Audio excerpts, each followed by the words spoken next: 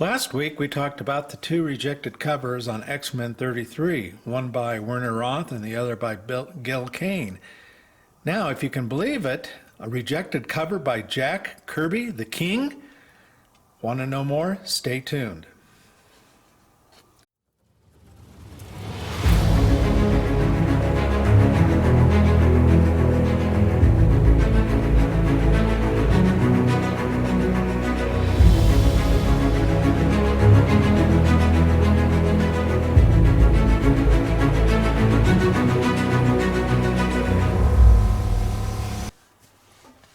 Hey everybody, this is Dave from Spinner Studio. Welcome to my channel. And like last week, we're going to do another episode of rejected covers. And this week we're going to talk about X-Men number 10, which you see in front of you. So X-Men number 10 was published in 1965.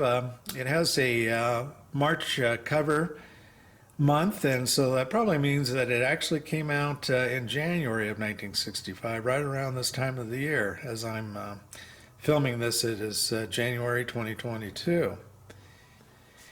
And I'm sure to all who are watching this, Jack Kirby needs little introduction.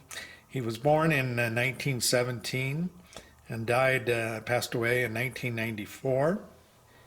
And Jack, of course, was known for creating or co-creating so many of the top characters that we know today. But Jack was also credited for bringing kind of a very dynamic style to comic books. Many of the comics prior to Jack's work were somewhat wooden type characters, and he brought a dynamic style where the characters seem to almost jump from the page, like you're seeing here in X-Men number 10. It's almost like they're trying to jump out of the cover and breach the fourth wall, so to speak, and come at you. One commentator noted that Jack's art style was deliberately primitive and bombastic. And I think that's a pretty good way of explaining his art style. You know, if you're looking for perfect anatomy, you generally won't find it in Jack's work. He tends to do a little bit more rougher work, but his style is so dynamic that I think he, wanted to go for dynamic look to his work over, perfect anatomy.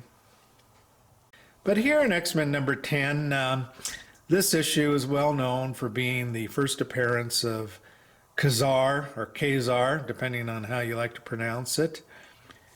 Here is a picture of Jack's first attempt, which is somewhat similar, but also very different in many respects. Now, like in X-Men number 33, this original initial attempt at the cover was probably rejected by Stan Lee or maybe publisher Martin Goodman. Why it was rejected is speculation. I read online some think that perhaps because it was the introduction of Ka-Zar, that they felt that the initial version didn't focus on Ka-Zar enough. And as you can see, the published cover, certainly Ka-Zar is jumping out at you more and is a little bit larger. A second reason that's been postulated as to why the initial cover was rejected was, if you look at the initial cover on the left side here, Ka-Zar seems to be getting maybe the better of the X-Men. He's got a grip on Angel there and appears to be ready to fling him into the ground. The Beast there is about to be jumped upon by Ka-Zar's faithful companion, saber-toothed tiger Zabu. And so for those reasons, or perhaps other reasons, Jack was sent back to the drawing board to do the actual published cover that you see on the right-hand side. Now that you've seen both covers, I'd be curious as to which one do you like the best? Do you like the unpublished cover that was rejected on the left-hand side, or do you like the original published cover that you see on the right-hand side? I will tell you, I personally like the unpublished better. I think I like the composition of it a little bit better. I like the fact that he's, you know, that he seems to be maybe getting the better of the X-Men. I also do think that Kazar, quite frankly, is drawn better in the unpublished version. For instance, one thing that I dislike on the published cover is his face. Just doesn't seem to be drawn right. His eye on the right side there just doesn't seem to be correct. And the right arm just doesn't seem to be anatomically correct either. But also on the unpublished cover, I like the fact that you've got Zabu there, about ready to pounce. And you also have a dinosaur, as you can see over on the right-hand side. And, you know, this, of course, was the introduction of the Savage Land, a land that was forgotten in time and still had dinosaurs. And so I kind of like the fact that it had a dinosaur there in the background, and I think it's a miss to have deleted that dinosaur.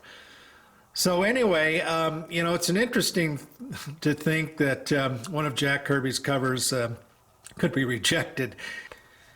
But of course, back in 1967, Jack didn't have the prominence that he has now, and I'm doubtful that Stan Lee today would reject one of Jack's covers so easily.